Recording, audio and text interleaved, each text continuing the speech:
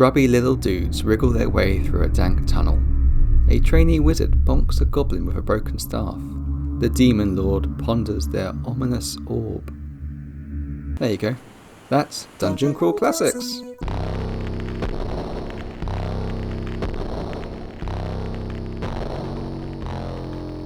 This is late night D&D, when our usual programming shifts into something wild and raw and strangely familiar. It's cool loot, cursed warhammers, horrid beasties, haggard wizards with faces lined by every single spell they've ever cast. This is all the defiant childhood expectations you had of pulp fantasy. We were somewhere on the edge of the boss lair when potions began to take hold.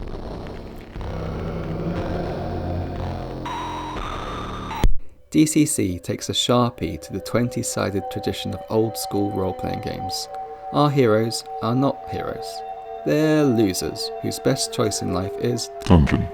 We seek gold and glory caked in the blood and the filth of the weak, the dark, the demons and the vanquished, and oh look, we also get funky dice.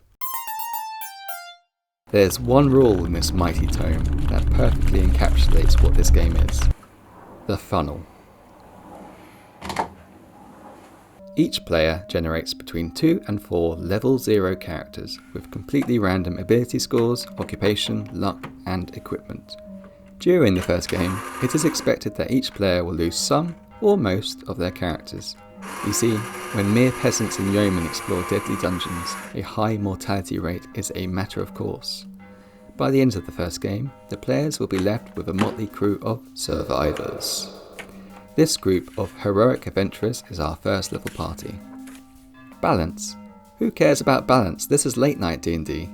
Greased by the whims of the dice rolls, DCC's meat grinder brute forces its own sort of balance. Life's like a book of dungeons. You never know which of your meagre hopes will be obliterated next. Start with enough poor souls and at least one's bound to make it through. We don't create our characters, we craft their emerging story from antics and shenanigans and pure funk it and find out. The plucky barber with a blowgun, the unlucky gong farmer who clobbered an imp against all odds, the ditch digger who's just here for a good time. Our funnel fodder have to earn their stripes, and the price is paid in scars. The funnel speaks of a game that understands how truly messed up a dungeon is, and decides to lean into it. DCC values the desperation of the underdog, the sheer unadulterated fun of being reckless, and ultimately it teaches you to cling not to the stats in your characters, but to the tales that they leave in their wake.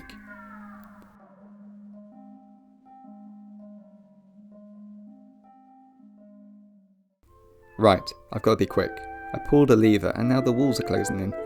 This book looks like a meaty boy, but actually it's like 75% spell tables, which is awesome. In fact, you can pick up a quick start version for free, which has everything you need to run a funnel.